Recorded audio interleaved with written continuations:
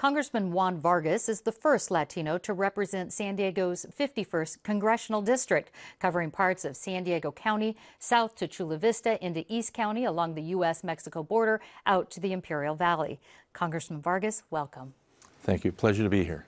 Now, we're going to start with Syria. It's been in the news a lot lately, and the White House reports that Syria's government used chemical weapons against its own citizens. The president hasn't made a decision on what to do about this yet, but what are your concerns?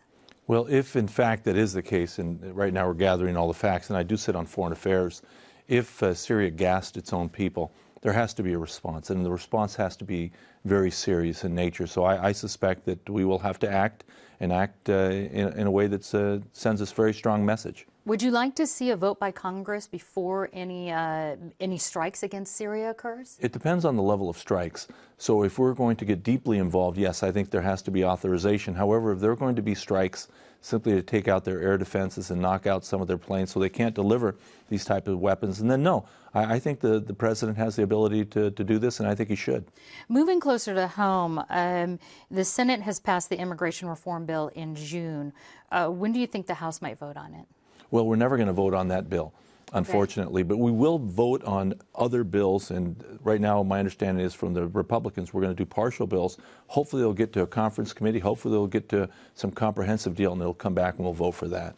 Do you think it has a better chance of passing if it is sort of split up a bit? I think it has to be, unfortunately, up in the Assembly, in the Congress, because they said, the Republicans said that's the only way it'll pass, and I believe that's probably true. Okay. A part of your district, Imperial Valley, has a very high unemployment rate at 24%. That's actually down from its all-time high of 30%. What's being done to help bring more jobs to the residents there? One of the things that has brought it down has been the alternative energies, the solar farms that we've placed down there, the geothermal plants, as well as some of the big windmills. So these are the things that we're trying to promote, alternative forms of energy, renewable energy. These are good jobs for people, and of course it's a great byproduct, which is the energy that we need so we can wean ourselves off of Middle Eastern oil. What do you want to tell the folks there? Are jobs actually, do you see sequestration sort of blocking that, or do you see that jobs are going to continue to grow? Well, jobs are going to continue to grow, no doubt about it, but sequestration is a problem. Sequestration is hurting, and it's hurting our economy. There's no doubt about that. I mean, I wish that the Republicans would understand that. Sequestration, it's a small cut in the budget, but it's a huge negative impact on our economy, which then doesn't allow us to get the taxes in that we need. What about trade in Calexico and across the border? Is that helping in any way as far as jobs? It is. One of the things that you do see is on the other side of the border, on the Mexican side, in Mexicali, there's a lot of trade going on right now. A lot of the jobs that left our region for China are actually coming back to both Mexicali and Tijuana. So it's a very positive things, but then they get bottlenecked at the border. We've got to do something about that. We've got to improve our border crossings, and that's where we should be spending this money, not to put a lot more of federal agents to try to protect the border. We got to fix those things. Okay. I want to bring this a little bit closer to home. Our big news, of course, here in San Diego is the resignation of Mayor Bob Filner.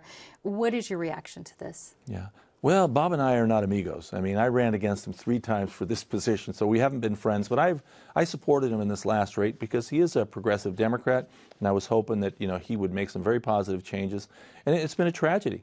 I mean, to see and watch what happened. Everybody says, well, you Democrats knew.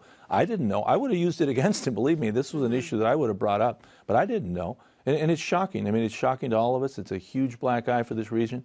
But we can go forward now. There's some great candidates. I love Nathan Fletcher, and I hope he goes all the way. So we got some good candidates out there. I was going to ask if you might be endorsing someone, but that sounds like Nathan an endorsement Fletcher. to me. Well, Congressman Juan Vargas, thanks so much for joining us. It's a pleasure to be here. Thank you.